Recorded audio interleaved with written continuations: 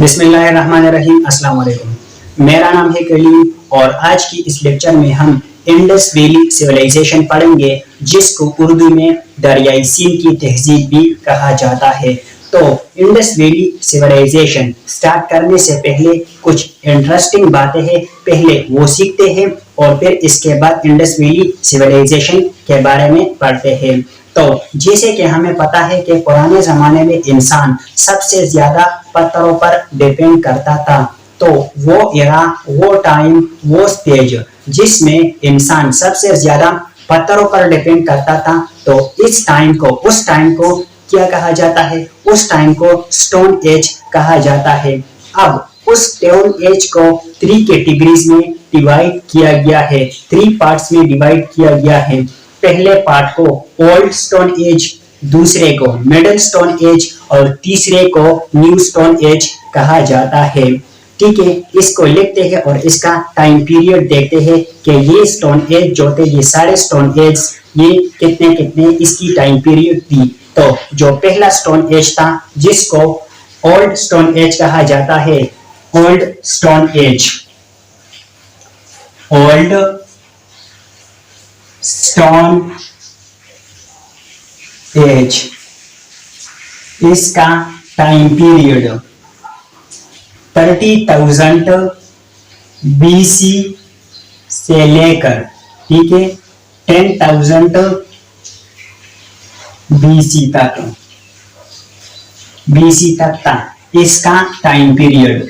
जो दूसरा नंबर पर है मिडिल स्टोन एज, इसका टाइम पीरियड 10,000 बीसी से लेकर 8,000 बीसी तक था।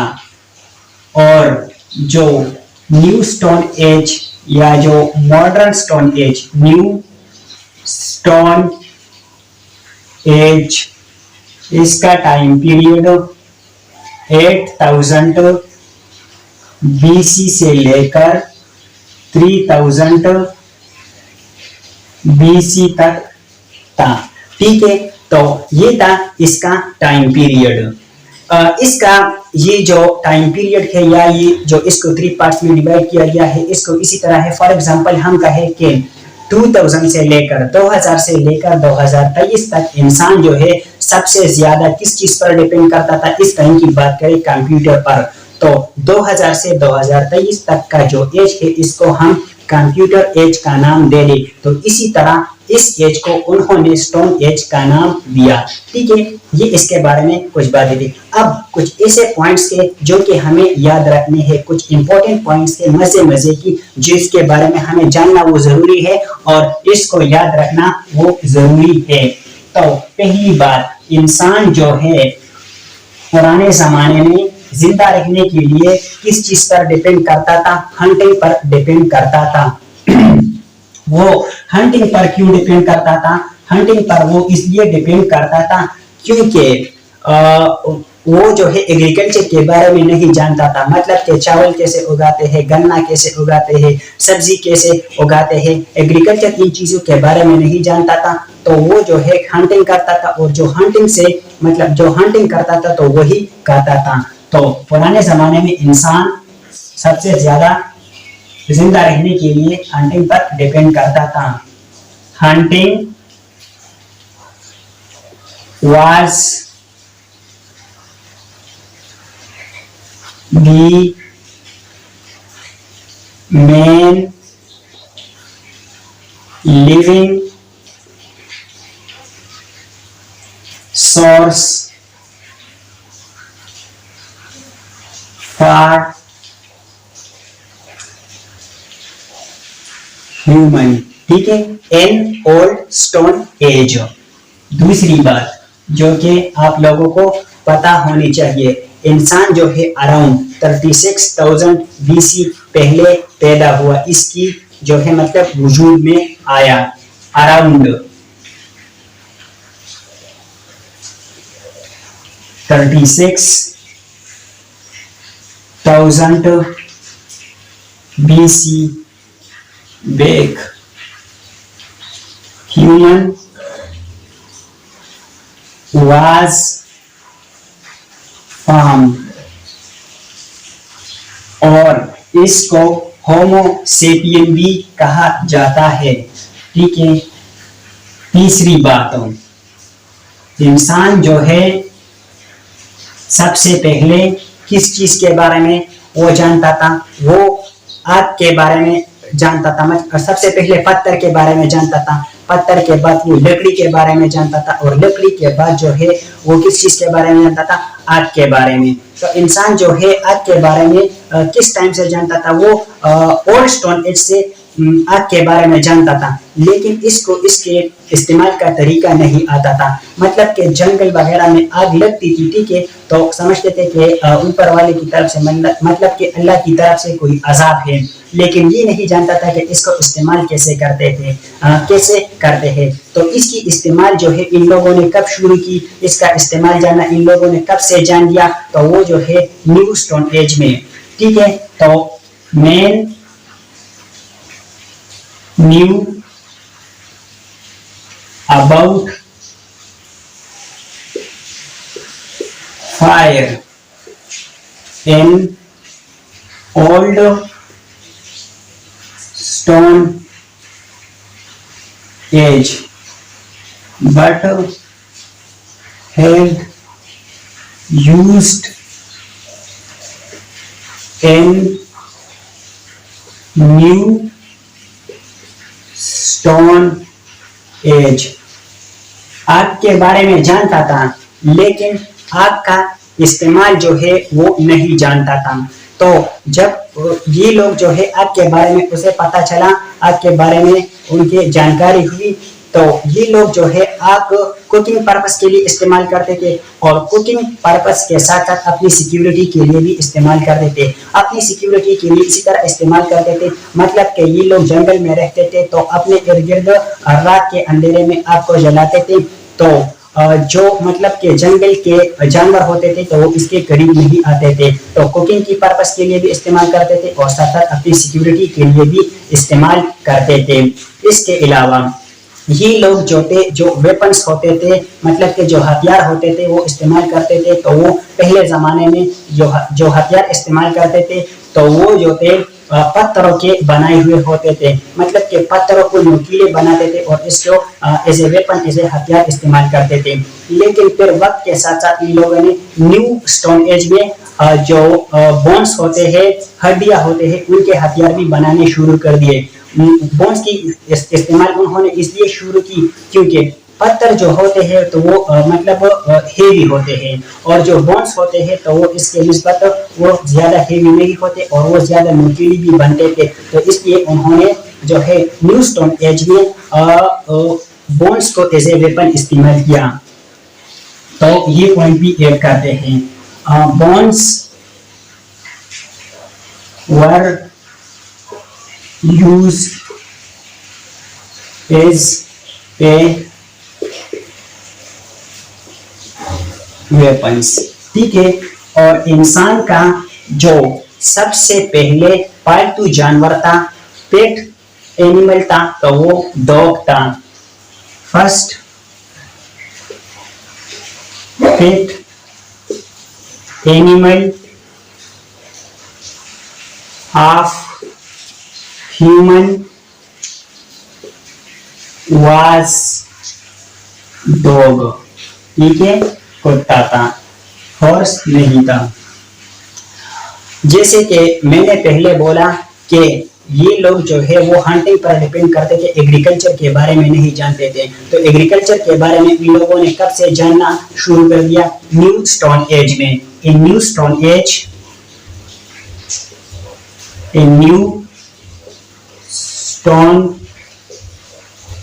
age they knew about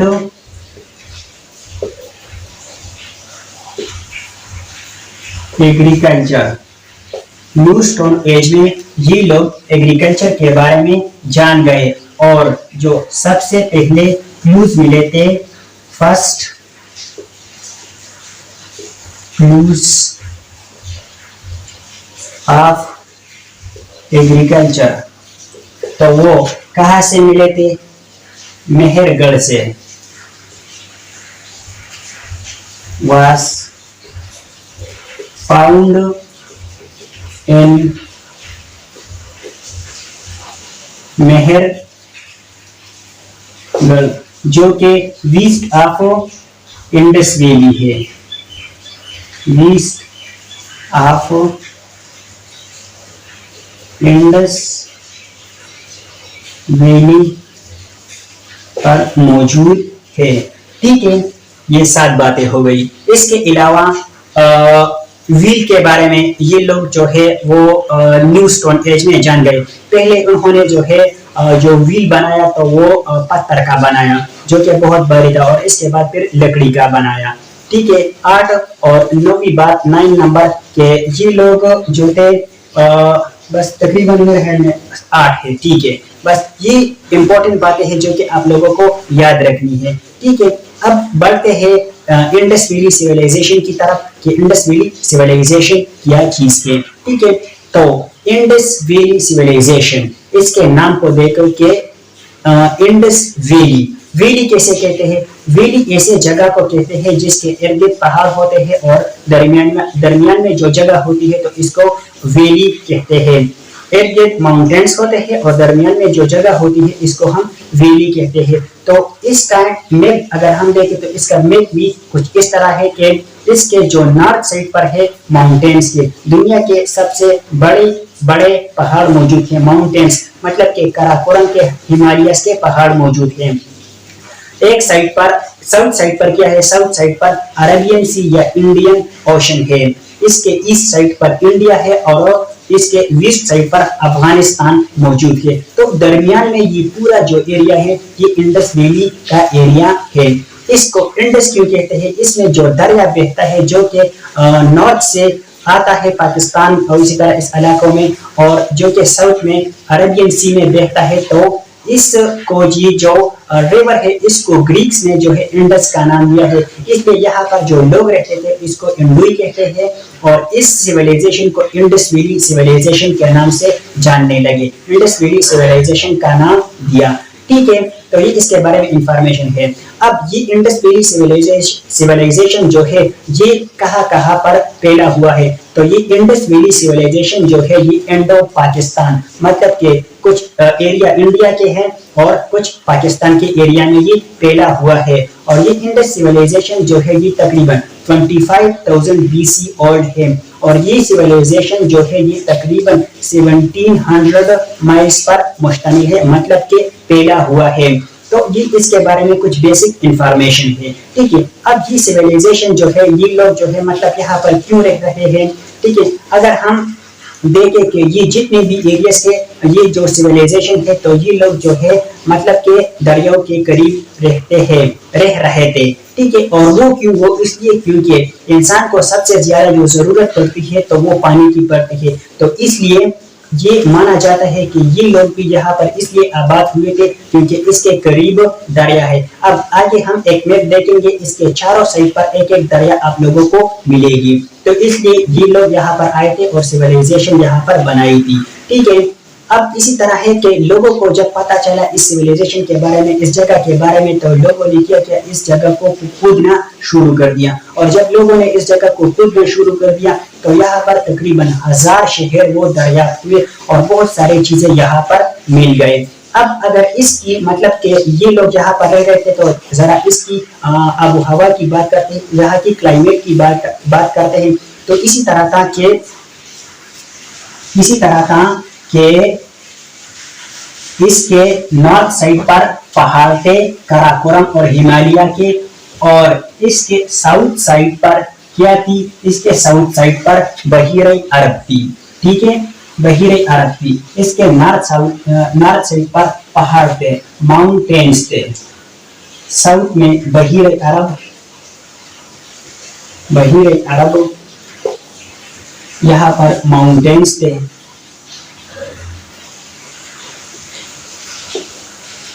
इस साइड पर इंडिया, अफगानिस्तान ठीक है। और इस एरिया में जो थी इंडस वैली सिविलाइजेशन थी। तो इसी तरह था कि यहाँ पर bay of Bengal, bay of Bengal. तो अगर गर्मियों में देखें तो इसी तरह का कि गर्मियों में यहाँ बे ऑफ बंगाल से जो हवाएं उठती थी, जो हवाएं जाती थी, तो वो यहाँ पर जो माउंटेन्स थे, ये हवाएं यहाँ के माउंटेन से टकराती थी और फिर दोबारा इस साइड पर आती थी। मतलब कि यहाँ से वो नहीं गुजरती थी, क्योंकि यहाँ के जो माउंटेन्स थे तो वो बहुत ऊंचे थे। तो ये हवाएं दोबारा आती थी, जिसकी वजह से यहाँ इस इलाकों में बारिशें होती थी, और जिसकी वजह से ये इलाका जो था वो फर्टाइल होता था और गर्मियों में मौसम जो था वो अच्छा रहता था। और अगर सर्दियों की बात करें तो सर्दियों में इसी तरह था कि अफगानिस्तान के साइड रशिया या साइबेरिया, मतलब कि जहाँ सेंट्रल एशिया के साइड से यहाँ से जो हवाई आती थी, तो यहाँ जो माउंटेन्स होते थे उनसे टकराते थे, तो आगे जाने के बजाय वो दोबारा वापस जाते थे, क्योंकि ये माउंटेन्स जो थे इनको रोकते थे और ये माउंटेन्स जो थे बहुत ऊंचे थे। ठीक है, तो मतलब इस इलाके में जितनी ठंड होनी चाहिए थी उससे मतलब वो कम होती थी। मतलब कि इस इलाके की जो मौसम थी तो वो मॉडरेट रहती थी, मतलब न ज्यादा गर्मी होती थी और न ज्यादा सर्दी होती थी। तो इसलिए ये लोग यहाँ पर आबाद हुए थे। ठीक है, तो ये सारी इसके बारे में बेसिक इंफॉर्मेशन थी। ठीक है, अब जो है हम वन बाय वन यहाँ पर जो शहर दरियाफ्त हुए थे। ठीक है, ये सिविलाइजेशन जो थी ये सबसे मॉडर्न सिविलाइजेशन थी, इसलिए इसको सबसे ज्यादा मतलब वो फेम हासिल है। ये सबसे सिविलाइजेशन तो और भी थे, लेकिन ये सबसे मशहूर सिविलाइजेशन है और इसको हड़प्पा सिविलाइजेशन भी कहा जाता है। तो अब इसमें जो शहर दरियाफ्त हुए हैं, जो कि इम्पोर्टेंट शहर है, एक एक शहर के बारे में हम पढ़ते हैं। ठीक है, तो अब जो है इस मैप की तरफ आते हैं और इस मैप के बाद फिर हड़प्पा की तरफ जाएंगे। ठीक है, वो पढ़ेंगे। तो अगर इस मैप में देखें तो ये जो सिविलाइजेशन है इंडस वैली सिविलाइजेशन, ये कौन कौन एरियाज पे, मतलब कि कितने एरियाज पर वो फैला हुआ था। हमने बोला ना कि 1700 माइल्स पर मुश्तमिल था, वो फैला हुआ था इंडिया और पाकिस्तान के इलाके पर। तो मांडा जम्मू एंड कश्मीर, ठीक है, नॉर्थ साइड पर आलमगीरपुर जो कि दिल्ली में है, मेरठ अपर प्रदेश दिल्ली इस साइड पर इंडिया, और दैनाबाद महाराष्ट्र और बलूचिस्तान जो कि पाकिस्तान में आता है। इस सारे एरियाज में ये फैला हुआ था ये इंडस वैली सिविलाइजेशन। और अगर चारों साइड पर देखें तो एक एक राइवर है। ठीक है, यहाँ पर चिनाब राइवर, यहाँ पर हिंदान राइवर, यहाँ पर गोदावरी राइवर और यहाँ पर दास्त राइवर। ठीक है, तो इसलिए ये लोग यहाँ पर आबाद हुए थे। अब जो है बढ़ते हैं हड़प्पा की तरफ। तो हड़प्पा देखते हैं कि हड़प्पा की लोकेशन जो है वो कहाँ पर है और किस ईयर में जो है इसकी एक्सकेवेशन जो ही की गई और इसका जो एक्सकेवेटर था तो वो कौन था। ठीक है, तो लोकेशन की बात करें, ये मोंटोगोमरी जो कि पंजाब में है। और ये कौन सा पंजाब है, ये पाकिस्तान का पंजाब का एरिया है। ठीक है, और ये किस ईयर में इसकी खोदाई की गई, तो वो 1921 में इसकी खोदाई की गई। और ये पहला शहर था जिसकी खोदाई की गई, सबसे पहले इस शहर की खोदाई की गई थी, इसलिए इस सिविलाइजेशन को हड़प्पा सिविलाइजेशन भी कहा जाता है। और इसका एक्सकेवेटर कौन था, इसका एक्सकेवेटर मतलब कि खोदाई करने वाला वो दयाराम शानी था। ठीक है, और इसमें जब खोदाई की गई तो इसमें क्या क्या चीजें मिली, सारी जो शहर है, हम जो इम्पोर्टेंट शहर है इसमें सिर्फ ये देखेंगे कि इसकी लोकेशन, इसकी ईयर, इसकी एक्सकेवेटर कौन और इसमें कौन कौन से फाइंडिंग्स मिले तो वो देखेंगे। ठीक है, तो इसमें क्या मिले, ग्रेनरीज मिले, इसमें जो है कॉपिन्स बैरल्स मिले। कॉपिन बैरल्स मतलब के ताबूत होते थे, लेकिन आजकल के जो ताबूत है जिसमें वो मुर्दों को मतलब वो रखते हैं, ठीक है, तो वो मिले। लेकिन ये आजकल के ताबूतों से बिल्कुल मुख्तलिफ थे, वो कुछ अलग टाइप के थे। ठीक है, मैं डायग्राम में आप लोगों को दिखा दूंगा। Important Indus valley civilisation towns, और कुछ अहम जो है सिविलाइजेशन टाउन्स यहाँ से मिले। First town which is excavated and studied in detail, और ये पहला जो टाउन था जिसको मतलब कि इसकी खोदाई की गई और इसको डिटेल में स्टडी किया गया। ये जो ताबूत थे तो इसमें अगर मैं डायग्राम में दिखा दूंगा आप लोगों को इमेज में, इसमें जो स्केलेटन होते थे तो वो दो होते थे। अब इसका पता नहीं कि मतलब कि मर्द वो मर जाता था, ठीक है, तो साथ में इसके बीवी को भी दफनाया जाता था। तो बीवी को अब इस पता नहीं कि बीवी को जिंदा दफनाया जाता था या मार कर दफनाया जाता था, लेकिन दो मिले। और जितने भी ताबूत मिले या जितने भी स्केलेटन मिले तो इसके साथ जो थे इसके जो पेट होते थे, मतलब कि जो पालतू कुत्ता होता था। पहले हमने देखा था कि इस इंसान का जो पहला पालतू जानवर था तो वो कुत्ता था, तो इसकी भी स्केलेटन मिले हैं। और साथ में जो है गले और जो बर्तन वगैरह होते थे तो वो भी मिले, ठीक है। नेक्स्ट जो है ये हड़प्पा था। अब जो है मोहनजोदाड़ो की तरफ बढ़ते हैं। मोहनजोदाड़ो की लोकेशन सिंध पाकिस्तान, हड़प्पा भी पाकिस्तान के एरिया में था और मोहनजोदाड़ो जो है या मोहनजोदाड़ो ये भी सिंध पाकिस्तान के एरिया में है। और इसकी जो खुदाई हो गई तो वो 1 साल बाद, मतलब कि हड़प्पा के 1 साल बाद जो है इसकी खुदाई की गई। वो 1921 में था, ये 1922 में। और इसका खुदाई करने वाला वो कौन था? राखल दास बैनर्जी, ठीक है, राखल दास बैनर्जी इसका एक्सकेवेटर था। और इसमें चीजें क्या क्या मिले तो सबसे जो इम्पोर्टेंट चीजें मिले थे तो वो यहाँ से मिले थे। ग्रेट बाथ, इमेज में आप लोगों को दिखाई दे रहा होगा, ये मतलब कि सीढ़ियां और इसमें जो नीचे एक एरिया है, ठीक है, तो ग्रेट बाथ इसको कहा जाता है, जिसमें मतलब कि लोग नहाते थे या पता नहीं जानवर वगैरह को नहलाते थे, लेकिन ये ग्रेट बाथ यहाँ से मिला। ग्रेट बेनरी यहाँ से मिले। ब्रोस डांसिंग गल यहाँ से मिले, आप लोगों को इमेज में दिखाई दे रहा होगा, ये जो गल है तो ये भी यहाँ से मिला, ये ब्लैक कलर की, ठीक है।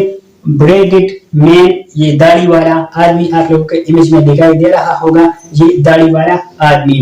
टेराकोटा टाइल्स, मतलब के यहाँ से मिट्टी के खिलौने मिले। और बुल सील्स मतलब के स्टेम्स यहाँ से मिले, लेकिन जिस पर सांड जो है वो बने हुए थे। इस यहाँ से जो मतलब के मोहरे मिले हैं, ठीक है, मोहरे वो मिले थे तो वो सिलेंड्रिकल टाइप थे। आजकल के जो मोहरे हैं, ठीक है, वो तो इसी तरह लगाते हैं, लेकिन वो इसी तरह नहीं होते थे, वो इसमें राइटिंग होती थी और इसी तरह मतलब इसी तरह करते थे तो वो नीचे वो राइटिंग वो होती थी, ठीक है, तो इसी तरह के मोहरे थे। अब नेक्स्ट एरिया की तरफ बढ़ते हैं। नेक्स्ट लोकेशन है चनाद्रो की, ठीक है, तो चनाद्रो की लोकेशन जो है वो सिंध पाकिस्तान में है। और यहाँ जो राइवर बहता है तो वो सिंधु है। इससे पहले हमने मोहनजोदाड़ो और हड़प्पा देखी, तो ये जितने भी एरिया है इसमें एक एक दरिया जो है वो बहता है। तो मोहनजोदाड़ो में जो है वो रावी वो बहता है और मोहनजोदाड़ो में, ठीक है, और हड़प्पा में जो है वो सिंधु रिवर बहता है। यहाँ पर भी सिंधु रिवर बहता था, ठीक है, मतलब के इंडस रिवर। और इसकी जो खुदाई की गई तो वो 1934 में की गई और इसका जो खुदाई करने वाला था तो वो गोपाल था, ठीक है। और इसमें चीजें क्या मिली, इस एरिया को सबसे जो फैशनेबल एरिया है वो इसको माना जाता है, ठीक है, मतलब कि इसमें जो चीजें मिले तो वो बहुत फैशनेबल थे। बीड्स मेकिंग फैक्ट्री, मैं आप लोगों को डायग्राम में वो दिखा दूंगा, वो छोटे छोटे वो दाने होते हैं वो इसी तरह वो मतलब वो औरतें इस्तेमाल करते हैं, ठीक है। और यूज ऑफ लिपस्टिक, मतलब कि लिपस्टिक की इस्तेमाल यहाँ से मिली। लाइनर, मतलब कि वो आंखों में जो लगाते हैं। और साथ में कॉम, मतलब कि कंघी, और ये कंघी जो है ये लकड़ी की भी मिली, मतलब कि वुडन भी थी। और साथ में जो थे जो एलिफेंट्स के जो दांत होते हैं तो उससे भी बनी वो मिली थी। नेक्स्ट लोकेशन है रॉबर्ट की, ठीक है, तो इसकी लोकेशन जो है वो इंडिया पंजाब में है। और इसमें जो दरिया बहता है तो वो सतलुज है। और मतलब जिस ईयर में इसकी खुदाई की गई तो वो 1953 से 55, मतलब के 2 साल इसकी खुदाई की गई। और इसका जो खुदाई करने वाला है एक्सकेवेटर है तो वो है यागा दत्ता शर्मा, ठीक है। और यहाँ की जो फाइंडिंग है तो वो ये है, यूनिक फाइंडिंग है, buried of dog with men's, मतलब कि इंसान के स्केलेटन के साथ डॉग का स्केलेटन भी मिल गया। तो इससे पता चलता है कि इंसान का जो पहला पालतू जानवर था तो वो कुत्ता था, मतलब कि वफादार जो था। और आज के जमाने में भी इसी तरह है। नेक्स्ट लोकेशन की तरफ बढ़ते हैं। नेक्स्ट लोकेशन है लोथल की।